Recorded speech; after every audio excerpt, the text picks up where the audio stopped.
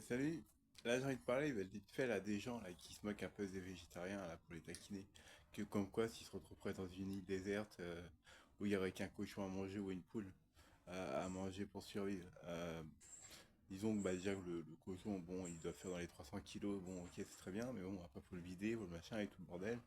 Euh, Ça prend du temps, plus bah, la chair animale, bah, au bout de deux trois jours, elle est pourrie, même au bout de 2 jours, quoi. Parce qu'à mon avis, il doit y avoir plein de mouches, ça va avoir des asticots et tout le bordel dessus.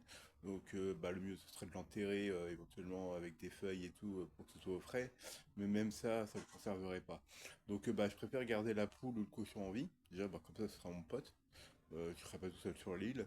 Et je regarderai ce que la poule ou le cochon mange sur l'île.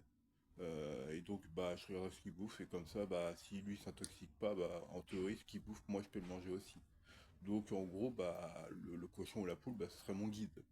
Il me permettra de savoir ce que je pourrais manger dans la nature, enfin, non, en tout cas sur l'île.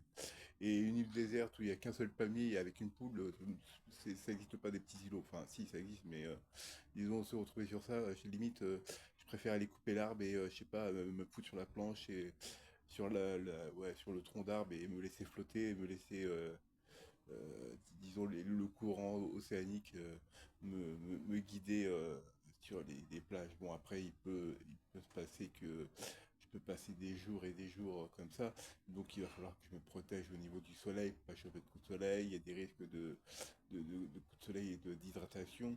Mais disons que bah, si je fais un petit trou et que je mets, par exemple, si j'arrive à trouver des déchets, du plastique, je fais un trou et après bah, je fais un, un petit dôme dessus, comme ça, bah, l'humidité, en fait, je mets de l'eau de mer, et de l'eau de mer avec l'évaporation, je mets un petit récipient et qui permettrait de récupérer les petites gouttelettes d'eau qui sera de l'eau douce.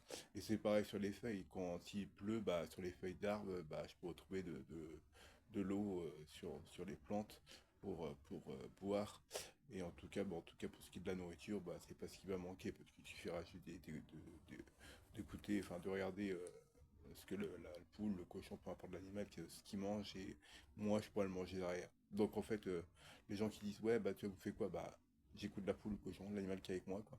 Et ce sera mon pote, on parlera ensemble. Bon, c'est sûr, les conversations seront pas très sophistiquées, mais au moins, je serai pas tout seul. Il y aura une présence, quoi.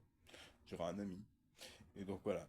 Donc, bah, votre île déserte, le vegan sur une île déserte, bah, ça tient pas la route. Donc, voilà. Hein? Je vous fais des poutous. Tchuss.